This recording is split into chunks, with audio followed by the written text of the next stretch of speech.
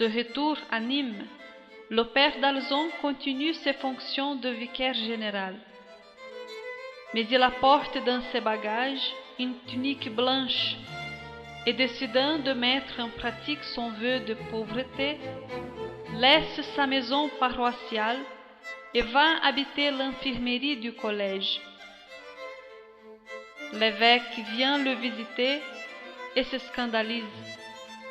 Le père d'Alzon avait tiré les matelas du lit pour dormir.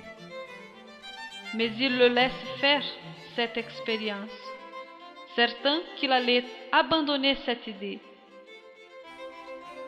Le collège, avec son équipe de prêtres et de laïcs, allait devenir le berceau d'une nouvelle congrégation. Le fondateur n'avait que 35 ans. À Noël, tous commencent le noviciat dans la congrégation naissante, religieux et tertiaire laïque. L'évêque n'est pas encore complètement d'accord. Quelques disciples ne persévèrent pas. Ce n'est qu'en 1850 que 5 religieux font leur vœu perpétuel et la congrégation des pères assomptionnistes est reconnue officiellement par l'Église locale.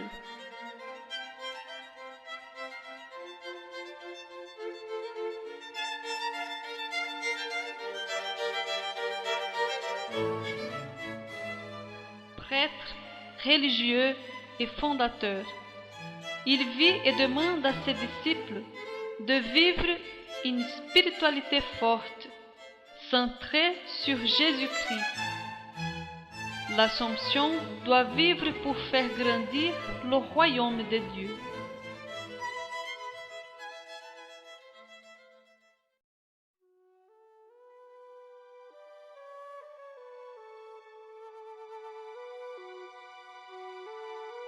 En mai 1854, quand le père d'Alzon avait 44 ans, il passe par une douloureuse épreuve de santé. Une congestion cérébrale le terrasse, laissant la moitié de son corps paralysé. À la fin du mois, il commence un traitement thermal à Lamalou-les-Bains, qui lui fait du bien. Malgré les recommandations des médecins, il ne parvient pas à rester sans rien faire. Il profite du temps pour écrire à ses amis. Et c'est à cette époque qu'il rédige quelques-unes de ses plus belles pages de spiritualité. Par exemple, la prière du crucifix, destinée aux adoratrices du Saint-Sacrement. Car il se préoccupait beaucoup de la vie spirituelle de ses religieux, ses professeurs, ses élèves et des laïcs de diverses associations dont il avait la charge. Il emmenait les siens en pèlerinage à Rochefort et dans d'autres sanctuaires, marchant souvent toute la nuit. Le père d'Alzon a toujours gardé des liens très forts avec sa famille, surtout avec sa sœur Augustine, à laquelle il se confiait volontiers. Elle contracta une tuberculose à la gorge et durant ces 15 derniers jours, le père d'Alzon restait le plus possible auprès d'elle. Elle mourut le 16 juillet 1860. Il rédigeait alors une de ses phrases favorites. « Soumettons-nous à la volonté de Dieu. Il est le maître. » C'est Augustine qui prenait soin de ses parents âgés. En cette même année, son père de 90 ans se casse le col du fémur. Un mois plus tard, il reçoit la nouvelle que sa mère, qui est déjà aveugle et infirme, est très malade, et il va à Lavagnac auprès de celle qui souvent l'a soignée. Mais le cœur du père d'Alzon se brise quand il écoute toutes les nuits les cris de douleur de sa mère, qui avant de rendre le dernier soupir lui dit: il faut savoir faire tous les sacrifices.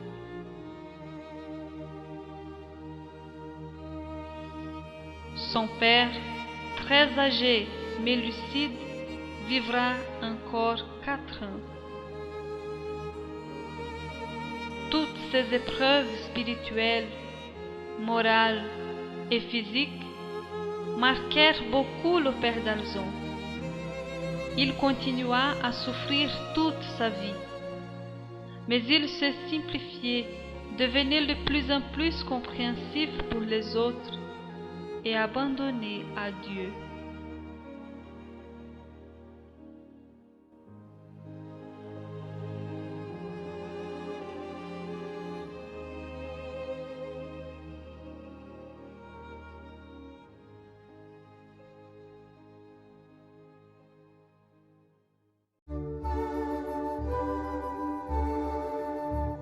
En 1860, malgré ses deuils et les difficultés du collège, Père Emmanuel d'Alzon peut se réjouir de la croissance de sa petite congrégation. Comme il était en pèlerinage à Rome, le 3 juin 1862, il reçoit du propre pape Pie IX une bénédiction spéciale pour ses œuvres d'Orient et d'Occident. Le fondateur accueille cette phrase comme une prophétie, puisqu'il n'avait pas d'œuvre en Orient, et envoie un de ses religieux, le père Galabert, à Constantinople.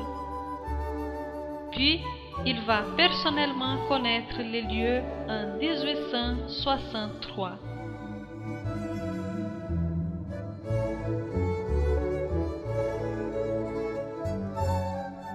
Très vite, il perçoit la nécessité des religieuses à côté des pères. C'est alors qu'il fonde la congrégation des Oblates de l'Assomption. Le père Hippolyte Saugrand était alors maître de novices au Vigan, et il avait réuni quelques jeunes filles ayant un désir de vie religieuse. Le 24 mai 1865, elles commencent leur formation initiale, et les religieuses de l'Assomption envoient une de leurs sœurs, Mère Marie-Madeleine, pour être la première maîtresse de novices. Pour vivre dans leur maison de Rochebelle, surnommée Notre-Dame de Bulgarie, elles élèvent des vers à soie.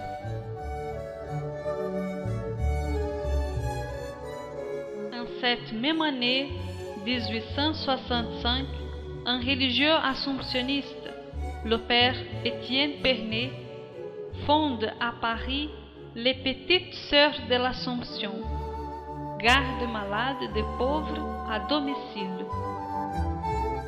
Il était nécessaire de penser à une supérieure pour le petit groupe des Oblates. Une des jeunes dirigée par le père d'Alzon, Marie Corançon, fut sollicitée. Non sans difficulté, elle accepta et commença sa préparation avec le père. Le 7 avril 1867, elle prend l'habit et le nom de sœur Emmanuelle Marie de la Compassion. Le 18 avril 1868, en présence des religieux de l'Assomption et de quelques oblates encore novices, elle prononce ses vœux perpétuels. Dès le lendemain, les 5 autres novices font aussi leurs vœux, et bien d'autres suivront. Une semaine plus tard, les premières oblates s'embarquent pour l'Orient.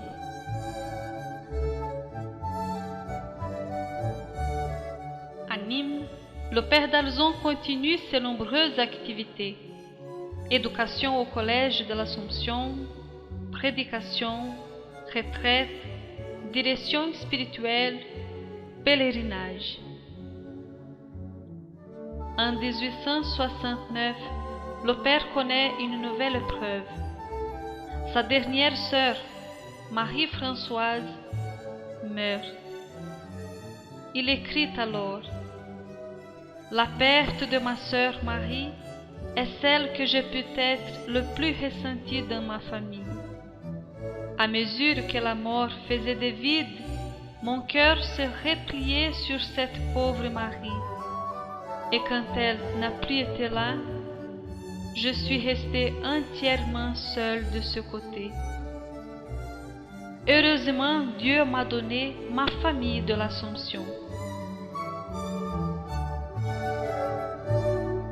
En 1869, le pape convoque le premier concile du Vatican. L'évêque de Nîmes, Monseigneur Plantier, demande au père d'Alzon de l'accompagner comme théologien. Le père d'Alzon a beaucoup travaillé pour essayer d'unir des groupes divergents autour de l'autorité du Saint-Père.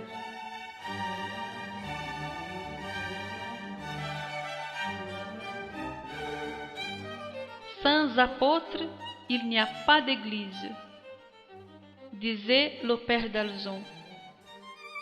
Pour favoriser les vocations, il fonde en 1871 l'œuvre de Notre-Dame des Vocations et achète en haute montagne un vieux château où il reçoit gratuitement des garçons qui désiraient être prêtres. Cette œuvre donnera à l'Église de nombreuses vocations sacerdotales et religieuses. La santé du père commençait à décliner. Il continuait à travailler jusqu'au bout, animant divers pèlerinages, en particulier au sanctuaire Notre-Dame de Lourdes.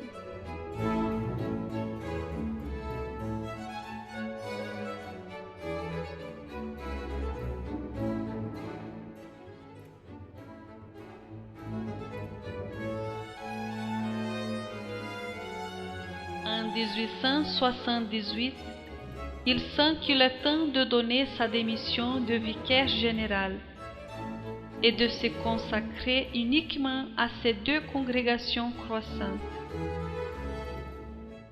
En 1879, il bénit la cloche de la maison mère des Oblates à Nîmes, lui donnant le nom de la cofondatrice, Emmanuelle Marie. Le 15 avril de l'année suivante, il bénit la chapelle, et c'est dans cette chapelle qu'il célèbre sa dernière messe le 11 octobre 1880. C'est à la même époque qu'avec son approbation commence à paraître le journal La Croix.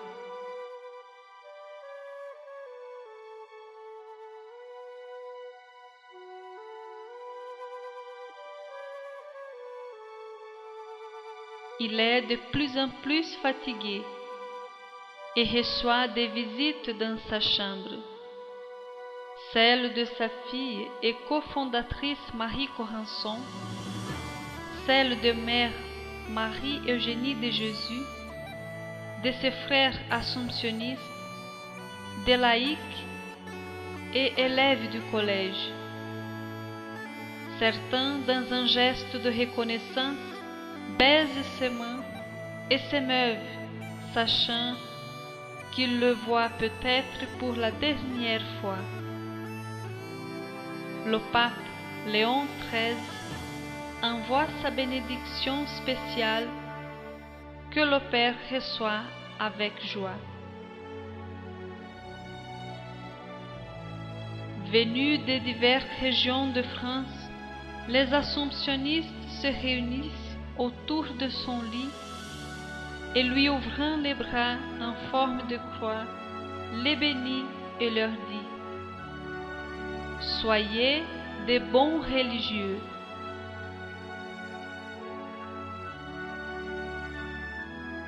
Le 21 novembre 1880, à midi, pendant que ces religieux disaient le chapelet et en étaient au mystère de l'Assomption, il rendit son dernier soupir murmurant « Mon Jésus !»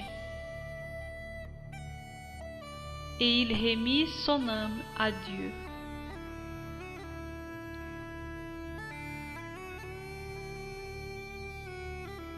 Son corps repose aujourd'hui à côté de celui de Mère Marie Corançon, dans la chapelle des Oblates de l'Assomption à Nîmes.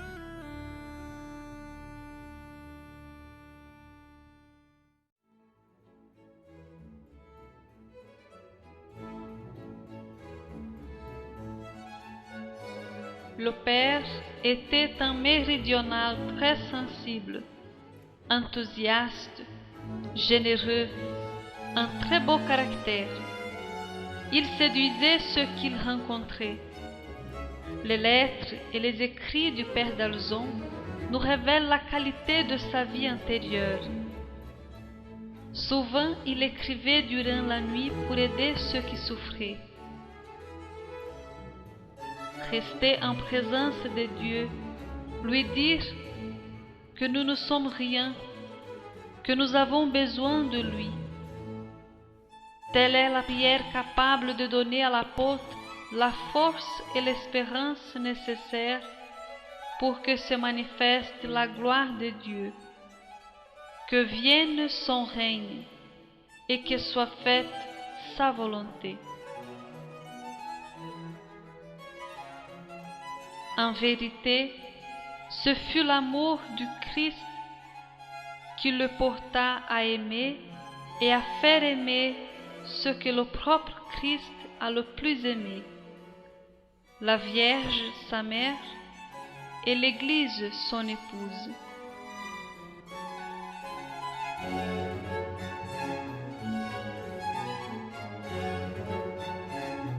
Il est impossible de résumer la vie du père d'Alzon et tout ce qu'elle nous montre d'intimité avec Dieu et des relations avec les hommes et les femmes de son temps et des multiples responsabilités dans l'Église. Exemple admirable qu'il laisse aujourd'hui à ses fils et à ses filles.